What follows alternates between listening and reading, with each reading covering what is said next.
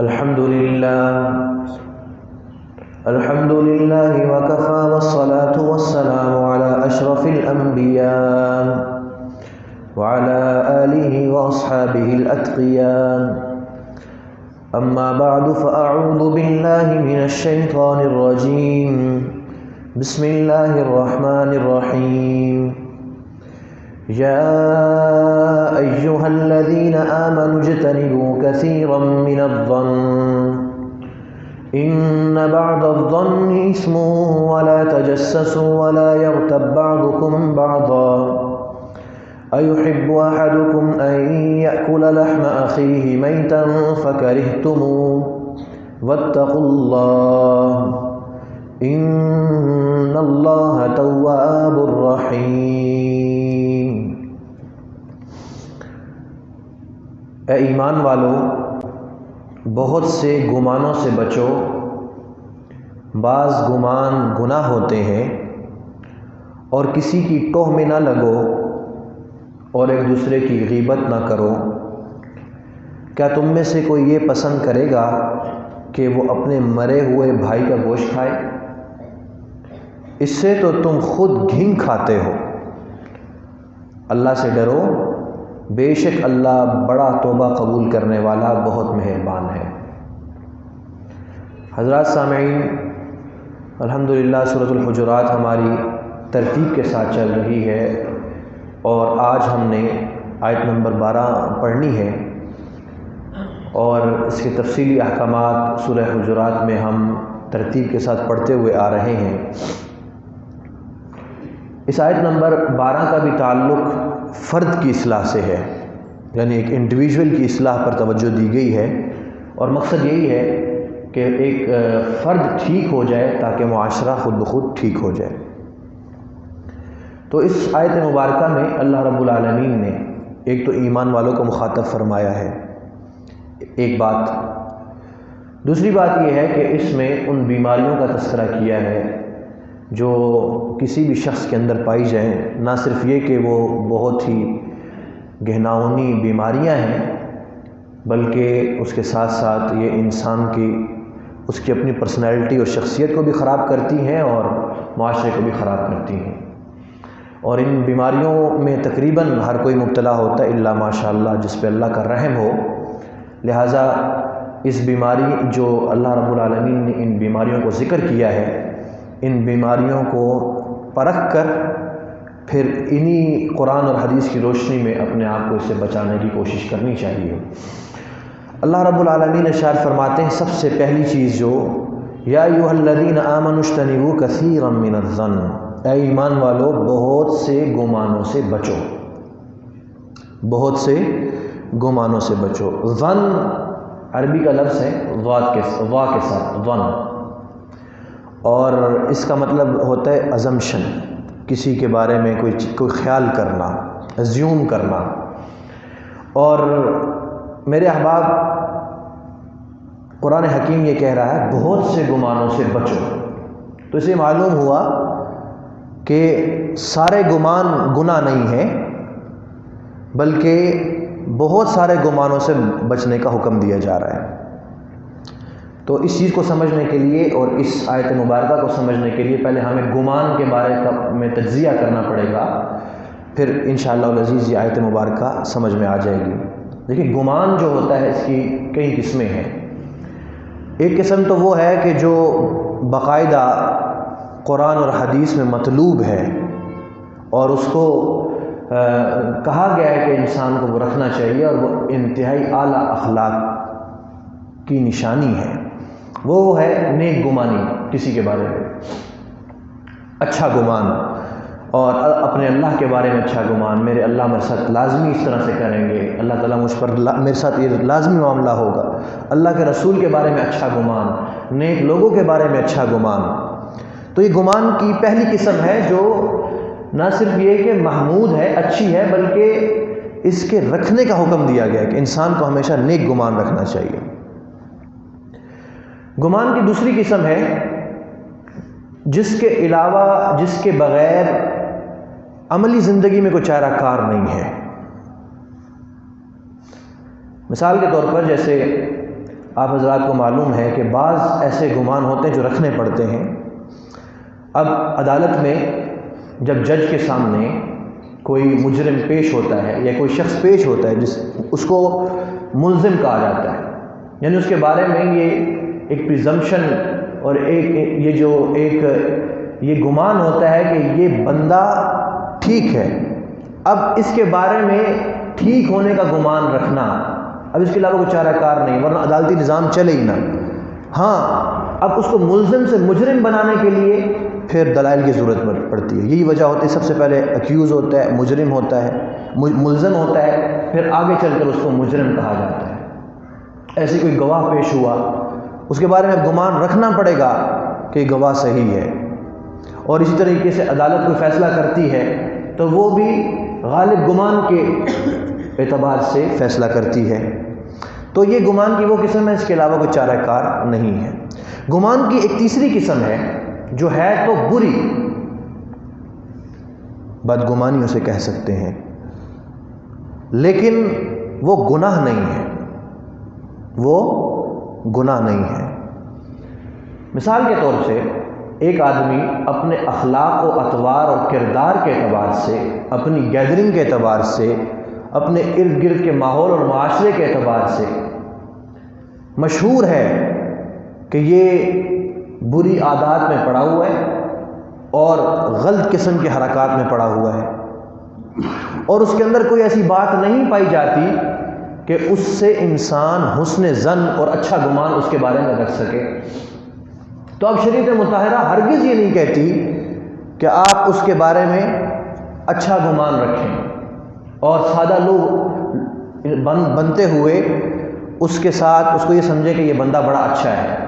شریعت مطہرہ یہ نہیں کہتی۔ مثال سے صحیح سمجھ میں آئے گا، ایک بندہ ہے، اس کے بارے میں مشہور ہے وہ فراڈ کرتا ہے، پیسے لے کے کھا جاتا ہے، تو اب آس پاس کے اعتبار سے، اب ماحول کے اعتبار سے لگتا بھی یہ ہے، تو اب شریعت مطہرہ ہرگز یہ نہیں کہتی کہ آپ سادہ لوگ ہی برتیں اور اس کو پیسے دے دیں، ایسا نہیں ہے۔ اس کے بارے میں اچھا گمان اگر نہیں رکھ سکتے تو اس کو چپکانا ضروری نہیں ہے، لیکن اس کا تعلق صرف اس حد تک ہے کہ آپ احتیاط برتیں، اس کے شر سے بچنے کی کوشش کریں، لیکن اس بدگمانی کی وجہ سے کسی بھی قسم کا قول، فعل یا عمل یا کوئی بھی ایسا کام نہ کریں جو کہ نقصان دہ ہو۔ یہ گمان کی تیسری قسم ہے۔ اور گمان کی چوتھی قسم ہے جس کو جو شریعت کی نظر میں گناہ ہے اور جس کا تذکرہ یہاں پر اللہ رب العالمین ارشاد فرما رہے ہیں، یہاں پر تذکرہ کر رہے ہیں، وہ یہ ہے کہ انسان کسی کے بارے میں بغیر دلیل کے اور بغیر کسی ایسے عمل کے جو سے صادر ہوا ہو انسان برا خیال کرے، یا کسی کے اس کے بارے میں اگر سوچنے کی ابتدا کرے تو وہ اس بدگمانی سے ہی کرے، یا کوئی شخص ہے بظاہر اپنے حلیے سے، اپنے اخلاق و اطوار سے صحیح انسان نظر آ رہا ہے، اس کے بارے میں انسان برا سوچے اور برا سمجھے اور بدگمانی کرے۔ یہ شریعت نے اس کو منع کیا ہے اور اس کو کہتے ہیں نیگیٹو ازمپشن، یعنی کسی کے بارے میں آپ برا خیال کر لیں، کسی کے بارے میں آپ بغیر کسی دلیل کے برا خیال کر دیں، اس کو اللہ تعالیٰ فرما رہے ہیں یا ایھا الذین آمنوا اجتنبوا کثیرا من الظن، اے ایمان والو بہت سے گمانوں سے بچو۔ یعنی بہت ایسے گمان بھی ہیں کہ جن سے بچنے کا حکم نہیں دیا جا رہا، لیکن وہ گمان جس کو ہم بدگمانی کہتے ہیں اس سے بچنے کا حکم دیا جا رہا ہے۔ ان بعض الظن اثم، کیونکہ بعض گمان ایسے ہوتے ہیں جو گناہ ہوتے ہیں۔ چوتھی قسم اس کی آگے کہ جو گناہ ہوتے ہیں۔ اس تنبیہ سے یہ معلوم ہوتا ہے کہ بندہ مومن کی ذمہ داری ہے کہ جب وہ کسی کے بارے میں کوئی چیز خیال کر رہا ہو تو وہ سوچے کہیں یہ میں جو بات کرنے جا رہا ہوں یا گمان جو میں نے ذہن میں پیدا کر لیا ہے کہیں یہ گناہ کا تو نہیں ہے، ان بعض الظن اثم، کہیں یہ گناہ کا تو نہیں ہے، یا جو قول اور فعل میں کرنے جا رہا ہوں کیا اس کے بارے میں میرے پاس دلیل ہے یا صرف میرے ذہن کی ایک میرے ذہن نے اس کو بنا لیا ہے اور میں بات کرنا شروع کر رہا ہوں اور میں کوئی کام کرنے جا رہا ہوں۔ ان چیزوں کا خیال رکھنا چاہیے۔ اسی وجہ سے فرمایا ان بعض الظن اثم، نیور جج اے بک بائی اٹس کور، کبھی بھی باہر کو دیکھ کر اندر کا فیصلہ نہیں کرنا چاہیے۔ ولا تجسسوا، آگے اللہ تعالیٰ ارشاد فرما رہے ایک دوسرے کا تجسس، ٹوہ میں نہ لگو، کسی کی ٹوہ میں نہ لگو۔ ٹوہ میں لگنے تجسس کا کیا مطلب ہے کہ کسی کے عیب تلاش کرنے کی کوشش کرتے رہنا، اسے بھی منع کر دیا گیا ہے۔ میرے احباب گرامی، یہ بھی قرآن حکیم کا بڑا اہم ترین حکم ہے کہ کسی کے عیب مت تلاش کرو، کسی کے عیب مت تلاش کرو، چاہے اب یہ عیب تلاش کرنا بدگمانی کی وجہ سے ہو، بدنیتی کی وجہ سے ہو، یا اپنی تجسس اور اپنے تجسس کو ختم کرنے کے لیے ہو، ان تمام چیزوں سے اللہ رب العالمین نے منع فرمایا، عیب مت تلاش کرو۔ کسی بندہ مومن کو کہ لائق نہیں ہے کہ وہ دوسروں کے عیب جس پہ اللہ رب العالمین پردے ڈال رہے، اللہ کی ذات پردے ڈال رہی ہے، اس کی تلاش میں انسان چلتا ہے۔ کسی کی خان کی زندگی میں دخل اندازی کرنا، کوئی بات کر رہا ہے اس کی بات کان لگا کے سننا، بلا وجہ کسی کے موبائل کے پیچھے لگ جانا، کسی کی کلپ لا کر اس کو وائرل کرنے کی کوشش کرنا، یہ تمام کی تمام اسی صورت میں آتی ہے۔ ولا تجسسوا، ٹوہ میں نہ لگو۔ اور آپ کو معلوم ہے کسی کے عیبوں کی تلاش میں لگنا، اس کا اثر کیا ہوتا ہے؟ رسول اللہ صلی اللہ علیہ وسلم نے فرمایا لا تتبعوا عورات المسلمین، ارے لوگوں مسلمانوں کے عیبوں کے پیچھے مت پڑو۔ فمن اتبع عوراتهم، جو کسی کے عیب کے پیچھے پڑتا ہے، یتبع اللہ عورته، اللہ اس کے عیبوں کے پیچھے پڑ جاتا ہے۔ وَيَفْضَحُ اللَّهُ فِي بَيْتِهِ، اور اس کو گھر میں بیٹھے بیٹھے ذلیل کر دیتا ہے اس کے عیبوں کی وجہ سے۔ یہاں گھر میں بیٹھے بیٹھے کا کیا مطلب ہے کہ سارے حالات اس کے موافق ہوتے ہیں، اس کے باوجود وہ ذلیل ہو کر رہ جاتا ہے۔ وہ میڈیا کو خرید لیتا ہے، وہ لوگوں کو خرید لیتا ہے، لیکن پھر بھی ذلیل ہو کر رہ جاتا ہے۔ جو کسی کے عیب کے پیچھے لگے، آپ خود ذرا ایک لمحے کے لیے اندازہ کیجیے، اللہ رب العالمین ہمارے عیب اس طرح وائرل کرنا شروع کر دے، ہمارے عیبوں کی تصویریں اگر وائرل ہونا شروع ہو جائے تو کیا حالت ہو ہماری؟ اسی وجہ سے فرمایا لا تجسسوا، ارے بھائی کسی کی ٹوہ میں مت لگو، تجسس مت کرو، جو جہاں پر جس طرح سے ہے تمہیں کیسے لگے۔ آپ دیکھیے نا، اللہ رب العالمین انسان جیسی مرضی زندگی گزار کے جائے، کبھی ایسا نہیں ہوتا قبر میں جانے کے بعد اللہ رب العالمین اس کی قبر سے بدبو آنا شروع ہو جائے، بری زندگی گزار کے گئے قبر سے بدبو آنا شروع ہو جائے، یا اس کا عذاب ہونا اللہ ظاہر کرتا ہے۔ اللہ کے لیے کیا مشکل ہے، لیکن اللہ رب العالمین پردہ رکھتا ہے، یہ اللہ رب العالمین کی صفت ہے، لہذا اس چیز کا بھی بڑا خیال رکھنا چاہیے۔ لیکن اس میں ایک چیز کا استثناء سمجھ لیجیے کہ اگر کوئی حاکم وقت مجرم کو پکڑنے کے لیے اگر تجسس کرتا ہے، جاسوسی کرتا ہے تو جائز ہے، کوئی نظام بنا ہوا ہے تو جائز ہے۔ اور اسی طریقے سے اگر باپ ہے وہ اپنے بچے کو گناہ سے بچانے کے لیے، گناہ سے روکنے کے لیے اگر کوئی اس طرح کی روک ٹوک کرتا ہے تو درست ہے، لیکن وہ جاسوسی جو کسی کو ذلیل کرنے کے لیے ہو، اس کے عیوب کو سامنے لانے کے لیے ہو، اس سے مراد قرآن حکیم کی وہ جاسوسی ہے، اس سے بچنا چاہیے۔ آگے اللہ تعالیٰ ارشاد فرماتے ہیں وَلَا يَغْتَبْ بَعْضُكُمْ بَعْضًا، اور ایک دوسرے کی غیبت نہ کرو، ایک دوسرے کی غیبت نہ کرو۔ میرے احباب گرامی، غیبت کسے کہتے ہیں اس کا بھی رسول اللہ صلی اللہ علیہ وسلم نے باقاعدہ اس کی تعریف فرمائی ہے۔ غیبت یہ ہے ذکر اخاک بما یکرہ، یعنی کسی مسلمان یا کسی بھی شخص، صرف مسلمان نہیں بلکہ کسی کی بھی ایسی بات کرنا اس کے پیٹھ پیچھے، اگر اس کے منہ پر وہی بات کی جائے تو اس کو برا لگے۔ ذکر اخاک بما یکرہ، تو صحابی نے فوراً سوال کیا ان کان فی یا رسول اللہ، یا رسول اللہ اگر ہم کسی برائی یا کسی ایسی بات کا ذکر کر رہے ہیں اس کی پیٹھ پیچھے، لیکن اس کے اندر وہ چیز موجود ہے، حضور نے فرمایا اگر اس کے اندر یہ چیز موجود ہے تبھی تو غیبت ہے۔ وَإِن كَانَ قَوْلُكَ بَاطِلًا فَذَلِكَ بُهْتَانٌ، اگر اس کے اندر وہ چیز موجود ہی نہیں ہے اور تم پھر کہہ رہے ہیں یہ تو بہتان ہے، یہ تو اس سے بڑا جرم ہے۔ اس وجہ سے غیبت کی تعریف رسول اللہ صلی اللہ علیہ وسلم نے فرما دی، کوئی کسی کی بھی ایسی بات نہ کی جائے اگر منہ پر کرنی پڑ جائے تو اس کو برا لگے، یہ غیبت ہے۔ اور ہماری مجلس کا تڑکا اس وقت تک لگتا ہی نہیں جب تک کہ اس پہ بات نہ کی جائے۔ سخت ترین گناہ ہے، سخت ترین گناہ ہے، گناہوں میں شامل ہے، دین کا حصہ ہے، قرآن میں آیا ہے۔ تورات تو نہیں پڑھا نا آپ نے، زبور بھی نہیں، انجیل بھی نہیں، قرآن ہے۔ سخت ترین گناہ ہے، اللہ تعالیٰ اسے محفوظ فرمائے، اور اللہ تعالیٰ محفوظ فرمائے اس میں تو ہر بندہ ہی شامل ہوتا ہے، اللہ تعالیٰ اسے محفوظ فرمائے۔ میرے احباب کرام، اس میں چند چیزیں سمجھ لیجیے۔ فقہاء کرام نے باقاعدہ اس کا بیان کیا ہے، اس کو بیان کیا ہے کہ اگر غیبت کرنی پڑ جائے اور شرعی ضرورت ہو اور اس کے علاوہ چارہ کار نہ ہو تو وہاں درست ہے۔ مثال کے طور پر کسی ظالم کی برائی کو بیان کرنا کہ تاکہ مظلوم کی داد رسی ہو جائے، تو اب اس کی برائی کو بیان کرنا یہ غیبت کے زمرے میں نہیں آئے گا۔ اسی طریقے سے کوئی شخص کسی کی برائی کو کسی کے سامنے، کسی گروہ کی برائی کو یا کسی فرد کی برائی کو اس لیے بیان کرتا ہے کہ یہ شخص اس کی اصلاح کر سکتا ہے، تو یہ غیبت کے زمرے میں نہیں آتا۔ اسی طریقے سے کوئی مفتی کے پاس آتا ہے استفتاء لینے کے لیے اور وہ ساری بات کو بیان کرتا ہے، یہ غیبت کے زمرے میں نہیں آتا۔ دوسرے لوگوں کو بچانے کے لیے کہ لوگ اس کی اس برائی میں مبتلا نہ ہو جائے، برائی کا تذکرہ کرنا یہ غیبت میں نہیں آتا۔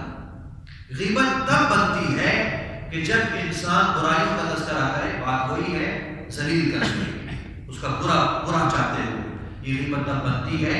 اور اگر غیبت کر چکے ہیں تو غیبت کرنے والے کو چاہیے سب سے پہلے تو اللہ سے توبہ کرے، سب سے پہلے تو اللہ سے توبہ کرے۔ اب اگر اللہ سے توبہ کر لی ہے اور پکا عزم کرے گا اللہ کے بعد غیبت نہیں کروں گا، اب پھر اگر غیبت اس نے کسی مردہ شخص کی ہے جو فوت ہو چکا ہے تو اب اس کے ذمہ کثرت سے اس کے لیے استغفار کرے، اور اگر کسی زندہ شخص کے لیے کی ہے تو اس سے بھی جا کے معافی مانگے۔ لیکن علماء یہ کہتے ہیں کہ اگر غیبت کی ہے جس شخص نے کیا، اس کو پتہ بھی لگ گیا ہے، اس کو پتہ بھی لگ گیا ہے کہ اس بندے نے میری فلاں جگہ پر برائی بیان کی ہے، تب تو معافی مانگے۔ لیکن اگر اس کو پتہ نہیں لگا تو بس صرف توبہ کر لینا کافی ہے، کیونکہ اگر کسی کی غیبت ہوئی اور اس کو پتہ نہیں لگا اور پھر آپ جا کر اگر اس کو بتاتے ہیں تو اس سے دوبارہ اذیت ہوگی اس کو، ٹھیک ہے۔ لہذا اگر صرف غیبت ہو گئی، پہلے جو ہو گیا سو ہو گیا، اس سے انسان توبہ کرے اور آئندہ اس سے ہمیشہ ہمیشہ دور رہنے کی کوشش کرے۔ غیبت کا بہترین طریقہ کار پتہ کیا ہے؟ سب سے بہترین طریقہ کار غیبت انسان سننا چھوڑ دے، خود کرنا چھوڑ دے۔ جس مجلس میں غیبت ہو رہی ہو وہاں سے اٹھ، پہلے کوشش کر روک نہیں سکتے، اٹھ جائیں۔ جب انسان غیبت سنتا نہیں ہے پھر کرتا بھی نہیں، پھر غیبت کرتا بھی نہیں ہے، کیونکہ دیکھیے اللہ رب العالمین کیا ارشاد فرماتے ہیں، أَيُحِبُّ أَحَدُكُمْ أَن يَأْكُلَ لَحْمَ أَخِيهِ مَيْتًا، کیا تم اس بات کو پسند کرتے ہو؟ کیا تم میں سے کوئی اس بات کو پسند کر سکتا ہے کہ وہ اپنے مردہ بھائی کا گوشت کھائے؟ بتائیے، اللہ تعالیٰ ہر شخص سے سوال کر رہے ہیں، کہ ہر ایک شخص سے ذاتی طور پر سوال ہو رہا ہے کہ دیکھیں، ایک تو ویسے ہی انسان جانور کا گوشت ہو اور مردار ہو اسے گھن آتی ہے، پھر وہ گوشت بھی انسان کا ہو، مردار تو الگ بات، گوشت بھی انسان کا ہو، کتنی زیادہ گھن آتی ہے، اور پھر ہو بھی اپنے بھائی کا، برا لگتا ہے، یہ چیز بری لگتی ہے۔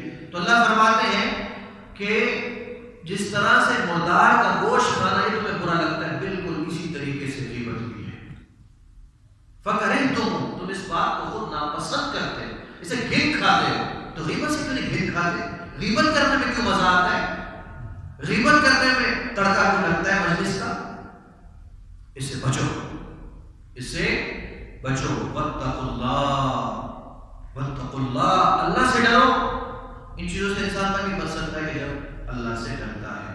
پھر آگے، چونکہ میں نے بتایا شریعت میں رحم ہے، شریعت اپنے رحم وال چادر میں بھی لپیٹتی ہے، اسی وجہ سے فرمایا ان اللہ تواب الرحیم، بے شک اللہ بڑی توبہ قبول کرنے والا بہت مہربان ہے۔ ہو چکی ہے، ابھی توبہ، ابھی کہیے یا اللہ ہماری غیبت سے توبہ، کہیے یا اللہ ہماری غیبت سے توبہ، یا اللہ ہماری بدگمانی سے توبہ، یا اللہ ہمارے تجسس سے توبہ، اللہ رب العالمین معاف کرنے والا ذات۔ آخری بات کر کے میں بات ختم کر رہا ہوں۔ دیکھیں قانون میں ایک بڑی اہم چیز ہے، انٹرپریٹیشن آف اسٹیچوٹس اگر پڑھیں نا اس میں ایک چیز سکھائی جاتی ہے، جب بھی کوئی قانون بیان کیا جاتا ہے، کوئی قانون آتا ہے سیکشن جسے بولتے ہیں، اس میں الفاظ کا بڑا عمل دخل ہوتا ہے۔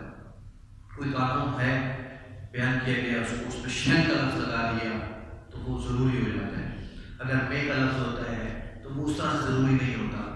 یہ چیزیں بیان کی جاتی ہیں۔ تو میں دراصل ایک نقطے کی طرف آپ کی توجہ دلانا چاہتا ہوں۔ 11ویں پارے 7ویں پارے جہاں اللہ رب العالمین نے شراب کو حرام کیا ہے، جوئے کو حرام کیا ہے، اور جو اس کے لیے الفاظ استعمال کیے، یا ایھا الذین آمنوا انما الخمر والمیسر والانصاب والازلام رجس من عمل الشیطان فاجتنبوہ، جو اللہ تعالیٰ نے الفاظ استعمال کیے شراب کو حرام کرنے کے لیے، بت پرستی کو حرام کرنے کے لیے، جو اللہ نے الفاظ استعمال فرمائے ہیں جوئے کو حرام کرنے کے لیے، بالکل وہی اللہ نے الفاظ استعمال فرمائے ہیں غیبت کو حرام کرنے کے لیے اور بدگمانی کو حرام کرنے کے لیے، تجسس کو حرام کرنے کے لیے۔ یا ایھا الذین آمنوا اجتنبوا، سمجھ میں آئی؟ ان الفاظ کا بڑا دخل ہوتا ہے۔ اللہ تعالیٰ ہمیں انہی باتوں کو سمجھنے کی توفیق عطا فرمائے۔